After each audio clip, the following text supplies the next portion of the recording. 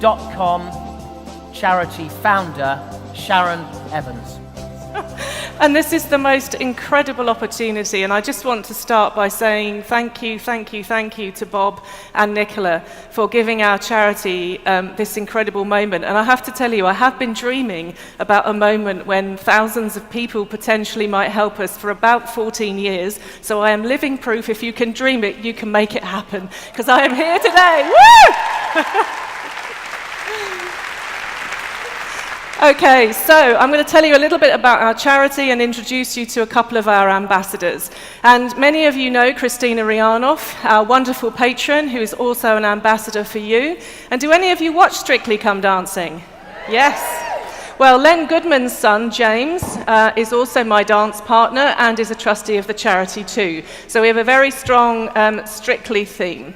So I know many of you are couples here today, and for us that's wonderful because this is my husband, Neil, and he and I started the charity together, and we're going to talk about the reason why it's so close to our hearts.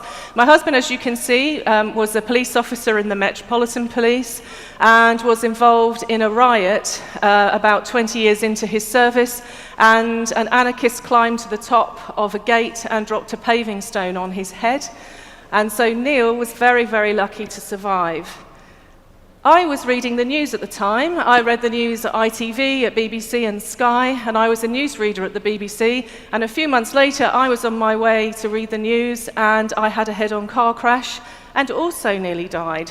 And when I was trapped in that car, astonishingly, I didn't think, damn, I hadn't read news at 10, which is absolutely what I thought I would think. I actually realized that I didn't know if I was dead or alive, and I realized that if I did die, that I didn't feel like I'd done anything that would make a difference, that anything that I could leave behind. And I can promise you, when you wouldn't wish for that moment, but it gives you real clarity about what is important in life and about what you really want to achieve in your life. And so we changed our lives, both of us. Neil had to leave the police because of his injuries, and we decided that I would go freelance and we would start a charity together. And the reason that we decided to do that is because this is me, age 7, but when I was growing up, I grew up in a home where my father was very violent. My earliest memory of the violence was when I was 2.5 and my mother was holding me and my father punched her. And believe me, those memories stay with you all of your life. My mother then tried to keep me safe by leaving me with my father's parents if she thought there was going to be trouble, not knowing that my grandfather was a paedophile. So at 7, when my mother managed to escape, I couldn't read, I couldn't tell the time. Nobody could understand why I needed to be in a remedial class in school. And I am really passionate about people understanding that children who aren't safe find it very, very difficult to learn and to achieve in life. Because when my mum left, within the 6 weeks of going to a new school and going to live in Dartford in Kent, I learned to read, and everything just made sense because when you're safe, you're able to read. And the other amazing thing that happened to me is we went to live in Dartford in Kent, which is where Len Goodman opened his dance school. And from the ages of 8 to 16, I became one of Len's exhibition dancers, and I was privileged to have Len as my teacher, as my mentor, as my role model. And I can tell you, what you see on TV is what you get. That is exactly what Len is like. And he taught me to believe in myself and gave me the confidence, I believe, to go on and become a newsreader. And this is what our program is about. It's about us inspiring children and young people, because Len inspired me to believe in myself. He's the first person who told me I was good at something, and then my grandmother told me I'd become so good at reading that I should become a newsreader, and then that's how easy it is to inspire children, to give them dreams and aspirations. So my husband and I decided to start a charity in which we would give children dreams and aspirations, we would teach them to value themselves, and we would teach them how to stay safe. And Tony Blair was the Prime Minister at the time, and he launched our charity. I had the idea of basing the charity around a friend for children who would be DOTCom. And DOTCom is the friend that I would have liked to have had when I felt frightened and alone and when I was suffering all the things that were happening to me. So I was very privileged that the Prime Minister actually launched our charity. Now, somebody asked me some time ago when they were thinking about investing in us, well, why do we need something like this in Britain? For goodness sake, we're one of the richest countries in the world. And the reason that we need this, in fact, Catherine Blair, who's Tony's daughter, worked for us for a year in between leaving university and going to become a barrister.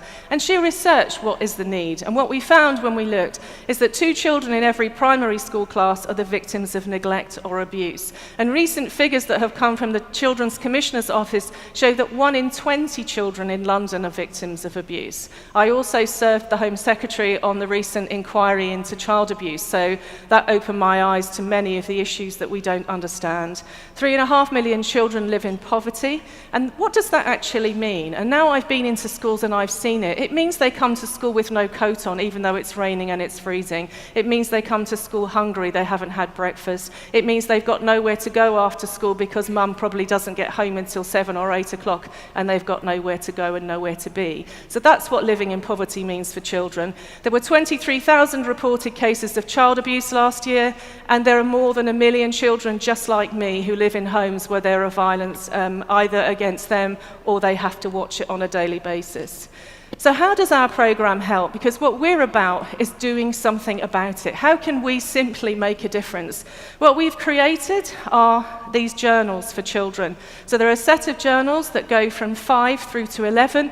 Each child gets their own journal. And what do we teach them? We teach them how to value themselves, because all the evidence that shows that children who don't value themselves very early in life engage in risky behavior.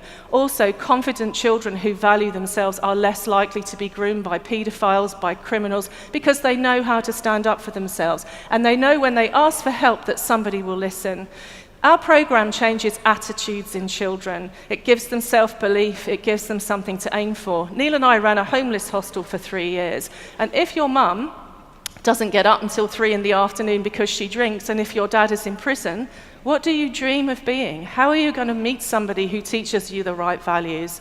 What we also teach children, we don't teach children about child abuse. We teach them about Dot's uh-oh signs. So if Dot's knees are wobbly like a jelly, then uh-oh, she doesn't feel safe. Or if her palms are sweaty or her heart is racing. So we teach children to recognize their own body signs of danger. And if they feel afraid, then we can help them to work out their helping hand network. Who can they talk to? Because a person is not making them feel safe or they don't feel safe. We ask people to go into schools and talk to children about their work, to give them dreams and aspirations. And as one of the teachers said, what we do is give them a glimpse of a life that one day might be theirs. And that's so powerful for children. And we also teach children about their feelings. There are no good or bad feelings, but what you do with those feelings and your behavior is your choice. And there will either be rewards or there will be consequences. And what we find is our program in schools across the country, teachers tell us that it improves behavior.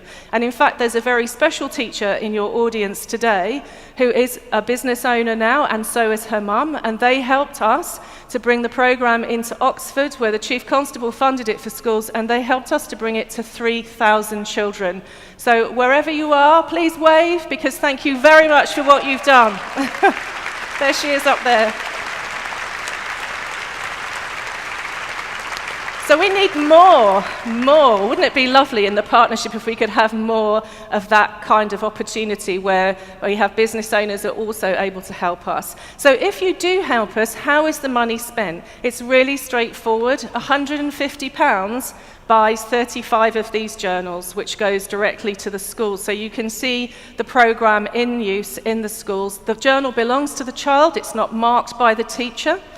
It is their private journal in which they can write their thoughts and feelings, but they do know that the teacher will read it. And that's very important, because this is their way to communicate with adults about some of the most difficult things in life. There is also in these journals, as they grow and learn, all the kinds of issues that they could come across in life. I started this program working with Millie Dowler's mother, Sally. Millie Dowler was murdered on her way to school, and Sally was absolutely passionate about parents understanding that you can't be with your children all the time, and you can't teach them about risks that you don't know about. So what we have done is we've collated all of these risks into one package, which is easy for the teacher to deliver and is supported by the police.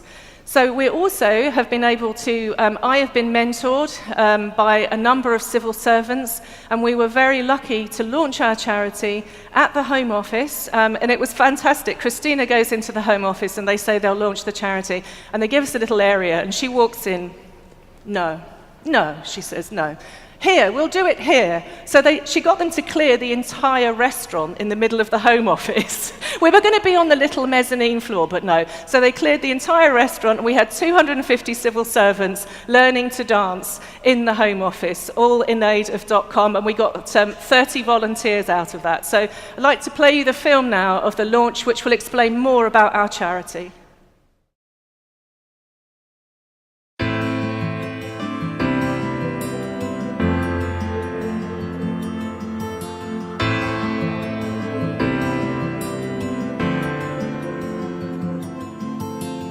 I believe that today is a real landmark day for children, because not only are we launching the charity at an event organised by Home Office volunteers, today Croydon Council launched our programme to all 80 of its primary schools. That's 10,000 children who will be doing the programme.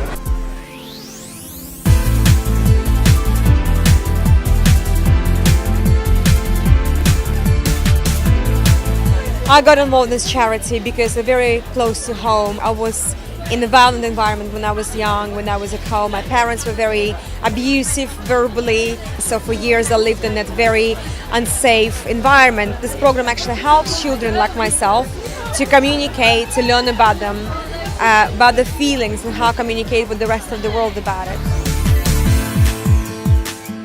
I used to get angry. Now I just talk to my parents and teachers. It taught me to just stay calm, don't just react to what they're doing, just go and tell the teacher. All the stories helped me to find new ways to cope instead of, letting my temper get away with me. You can change your behaviour, that violence is never an answer. It teaches the kids really to be tolerant of each other and to accept that we're all very different, and we have to learn to live together in a society so that we can be peaceful with each other. The Values versus Violence programme is about teaching children to value themselves, because we know that children who don't value themselves very early in life engage in risky behaviour. When I was a child, I was the victim of violence and sexual abuse, and I was lucky enough to go to Len Goodman's School of Dancing, and dance was a way for me to escape from my problems. Christina Rianoff from the Strictly show also had similar experiences. My dance school was for me actually a safe place. My dance teachers were wonderful people who really cared about all of the people they taught, and through them I kind of learned to value myself, not through my parents actually. We decided that it would be fantastic to use ballroom dancing as a tool to bring adults together to have fun, but also for us to be able to tell them our very serious message and our mission.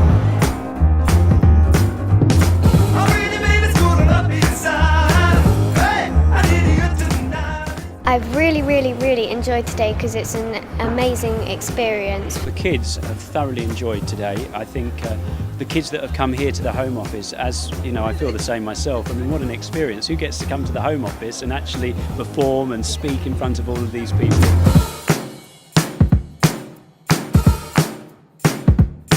They are so confident to talk to adults about what they now know about real life and the risks in real life, and that's because they now believe that adults want to listen to them and they have the right to speak out. There is nothing more, wonderful to hear that those children saying they found the voice, they're kind, they're loving toward one another, they just want to able to communicate, and for the adults to hear them.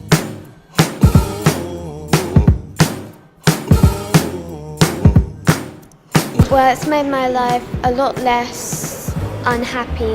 It's made it a lot more calm. The most important value is love, because you need to love each other so then you can help everybody. But the class teachers have all commented that the children are far more tolerant of each other and actually speak to each other very nicely now compared to what they did do maybe 6 months ago before the programme was introduced. Using this programme has been a very sensational experience. I've been talking to my parents a lot of times, and my parents saying it's really very good website. If we wasn't taught that, the class wouldn't be so happy. So now the class is safer. and that's why we want so much this program to be in every single school around the country if possible. I'd 100% recommend it for all schools.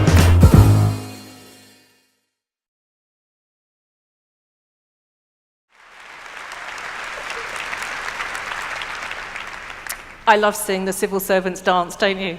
But the good news is we're going to teach you to dance if you'd like to come and visit our stand, and I'll tell you more about that soon. So I'm hoping you're thinking, so how can I help? And the way you can help, the person you see here is a pilot who's one of our volunteers. He goes into schools to talk to children about dreams and aspirations.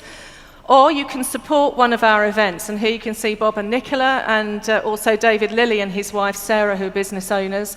And we have events. We have children's awards coming up in June at Aston Villa, so it'll be wonderful if some of you want to help to support those. But what we'd really like you to do is to take part in the Challenge 1000. It costs £5 to put a child through our programme for the entire year. So we have two ways of giving money. You can either text donate £5, or you can do the Challenge 1000. So we challenge you to raise £1,000 in a year, and if you raise that £1,000 for us, it will put around 500 children through the programme, and it will put through a whole school really for the programme, and we will invite you to a fabulous Strictly Come Dancing cocktail party, potentially at the Houses of Parliament. How hard is it to do? You may recognise Claire and Paul Barradell. We went up and spoke to their group about 3 or 4 weeks ago. There's already more than £3,000 in our account because they've already, and I think Claire and Paul completed the challenge in about a week. So no pressure, but the gauntlet is down. And what I'd like to do now, we always include children in what we do. So I would like you, because I think you might be sitting there thinking, you know, you're very busy people, raising £1,000, it's quite a big commitment. You know, how might I do that? So I'd like to introduce you to a young man who has already done it and is happy to share some ideas with you. I'd like to introduce you to Ollie Payne, please.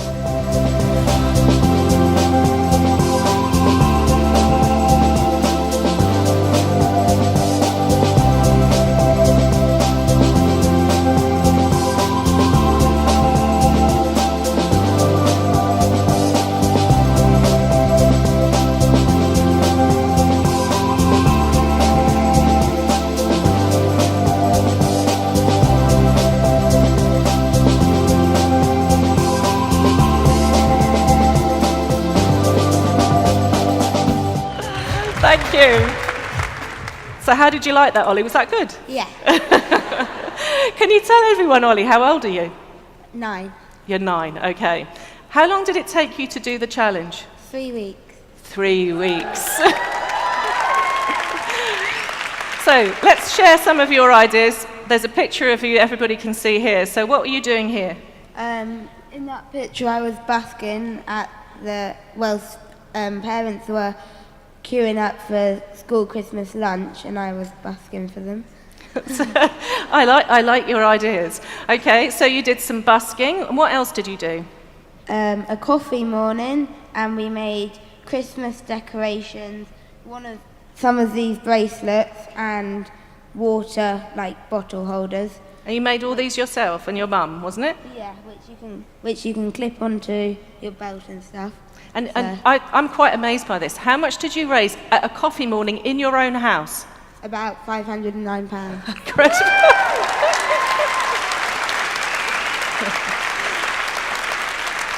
And you also, I think, persuaded someone to give you some of their collection? Yes, in our school Christmas play, I got the collection. After the play? Yeah. Brilliant. So, do you think there's a few ideas there, yeah?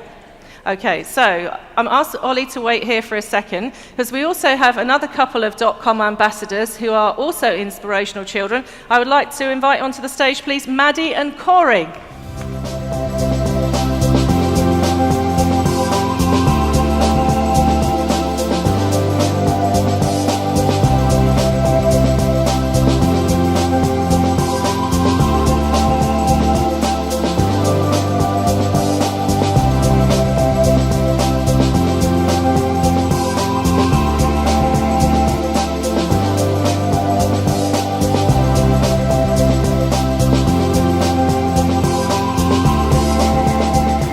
They're a good audience, aren't they? Yes. Pretty impressive. So, how old are you? I'm 11. I'm 11. Okay, now, you are world champion dancers, aren't you? Do you want to tell us a little bit about your dancing? Well, we've only just got together and we've been dancing for 5 weeks. But, Before? yeah, before I'm first in the country, I'm 4th in the world for ballroom and 5th in the world for Latin. Woo! And Corey? I came first in the Under-10s World Championship in Britain and came runners-up in the Italian Open. So you can dance. Okay, so tell the audience you're here to support Ollie today. What are you here for?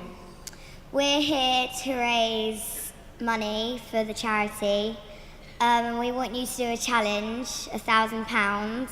And if you can't do that, then just give us a 5. Just text on 85? Or we'll just get your credit card out for you and we'll do it for you. I like the style. Okay. So, and you're asking them to come to the exhibition hall? And what you're going to be doing? We're going to be teaching you how to jive in the other room. And you're going to be jiving as well? Yes. So we would love you to come and watch Maddie and Corey and also talk to Ollie about how you achieved the challenge. But before that, I have one last surprise, which we have for you, Ollie. I would like to invite a DOTCom volunteer onto the stage, Michael Searle.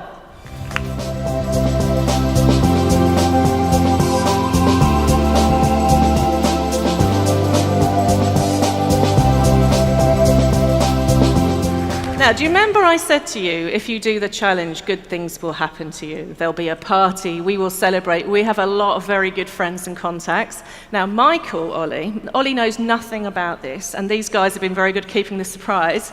Michael works for the National Air Traffic Service. He has signed up to become coordinator of volunteers. But Ollie, he was so impressed because, you know, what we teach everybody is how you demonstrate your values is not through what you say, but through what you do. And actually, it was Ollie's mum who was at one of our events who heard about the challenge, and Ollie decided to do it, and he did it in 3 weeks. And we think he's the first person who ever did the challenge. He's got his badge on there. We think it's pretty amazing. So Michael is going to give you your very own flying lesson.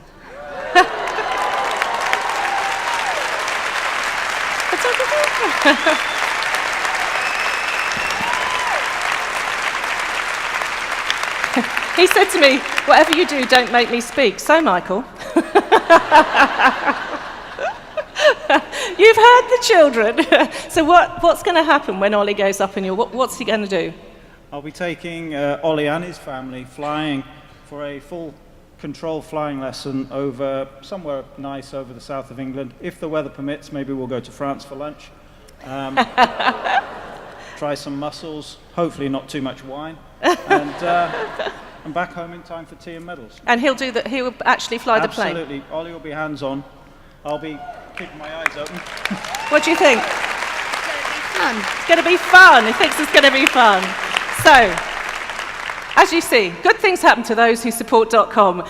This has just been the most amazing experience, and you've been an absolutely incredible audience, and it's only 10:30, so thank you so much. Please come to our stand and support us. Thank you. Let's go. Say bye.